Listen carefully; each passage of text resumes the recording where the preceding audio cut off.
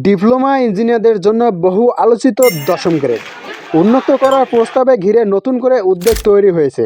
সংশ্লিষ্টদের মতে, যদি দশম গ্রেড নির্দিষ্ট যোগ্যতা ও পদের বাহিরে উন্নত করে দেওয়া হয়, তাহলে এর প্রভাব শুধু সরকারি চাকরিতেই নয়, বেসরকারি খাতেও ডিপ্লোমা ইঞ্জিনিয়ারদের জন্য পেশাগত যোগ্যতা মূল্যায়ন কমিয়ে দেবে।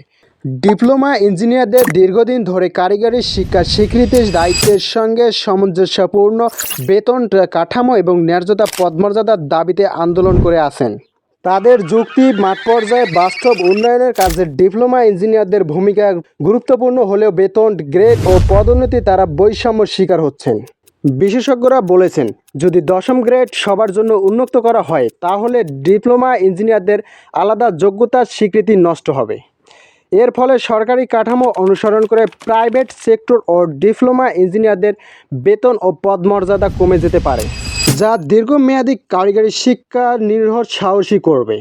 অন্যদিকে ডিপ্লোমা ইঞ্জিনিয়ারদের জন্য দশম গ্রেডে স্বতন্ত্রভাবে নিশ্চিত করা হলে তাদের পেশাগত মর্যাদা বৃদ্ধি পাবে, বেতন বৈষম্য কমবে এবং কারিগরি শিক্ষায় শিক্ষিতদের আগ্রহ বাড়বে। একই সঙ্গে দেশে পাবে দক্ষ ও বাস্তবমুখী মানব সম্পদ, যা উন্নয়ন কর্মকাণ্ডে গুরুত্বপূর্ণ ভূমিকা রাখবে। তবে যদি দশম গ্রেড না দেওয়া হয় বা গুরুত্বহীন করে ফেলা হয়, তাহলে চাকরিতে হতাশা বাড়বে, দক্ষ জনবল অন্য পেশার ঝুঁকিতে পড়বে এবং উন্নয়নের খাতে দক্ষতার ঘাটতি তৈরি হতে পারে বলে আশঙ্কা করেছেন সংশ্লিষ্টরা। বিশ্লেষকদের মতে, দশম গ্রেড কেবল একটি বেতন কাঠামো নয়, এটি ডিপ্লোমা ইঞ্জিনিয়ারদের সম্মান, স্বীকৃতি ও ভবিষ্যতের নিরাপত্তার প্রশ্ন।